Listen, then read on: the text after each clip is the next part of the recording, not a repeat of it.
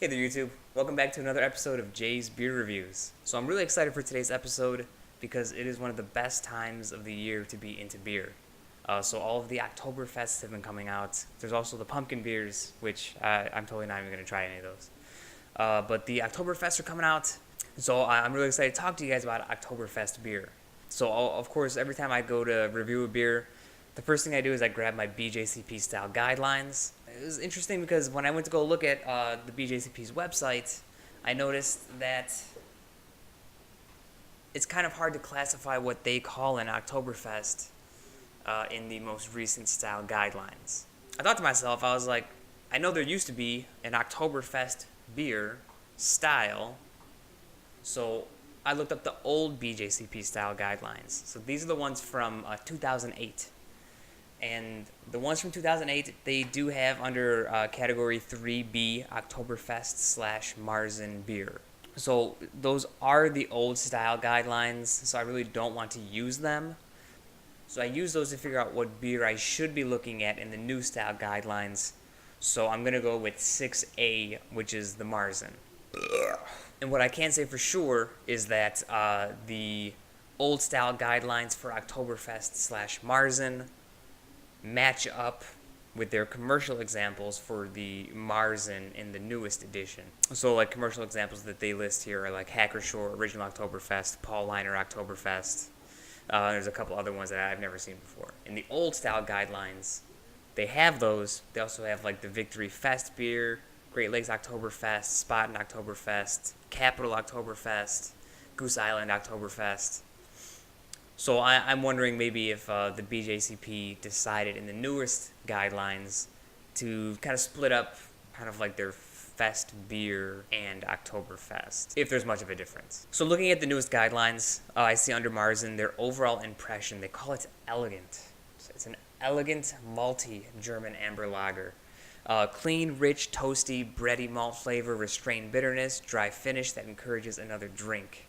Overall malt impression is soft, elegant, complex with a rich aftertaste that's never cloying or heavy.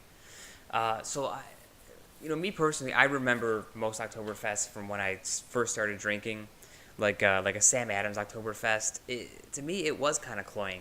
It was a little too sweet, a little too rich.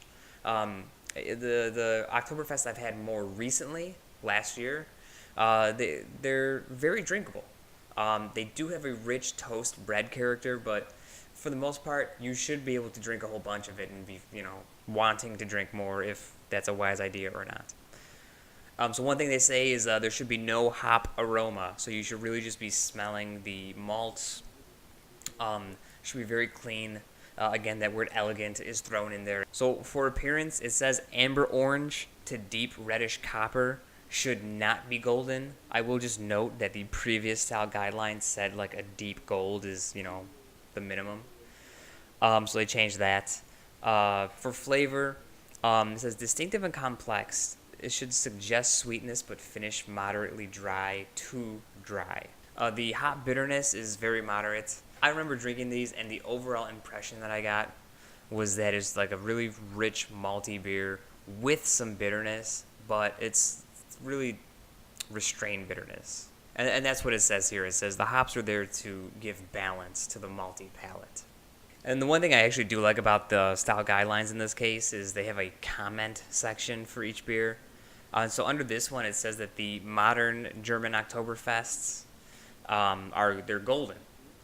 So it says see Fest beer style for this version. So they say basically that like the beer you'll be drinking at Oktoberfest if you were to go to Munich are basically Fest beers. They're like these lighter golden beers while still being kind of strong. Whereas what I'm understanding here is that the Marzen style is more your like American style Oktoberfest, I guess. So those are like the a bit darker, more amberish, a bit richer. What they say basically is that like a modern Fest beer would be like a pale version of a Marzen. And they also note that a Oktoberfest is like champagne. With champagne, you can't call it champagne unless it comes from a specific region. Same thing with bourbon. You can't call it bourbon unless it comes from a specific region.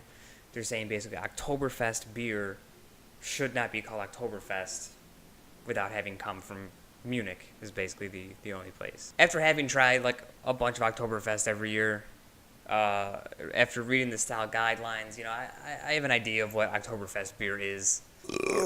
And so to me, really, Oktoberfest is like a, deep amber, lighter in body, but very bready and rich with malt characteristics.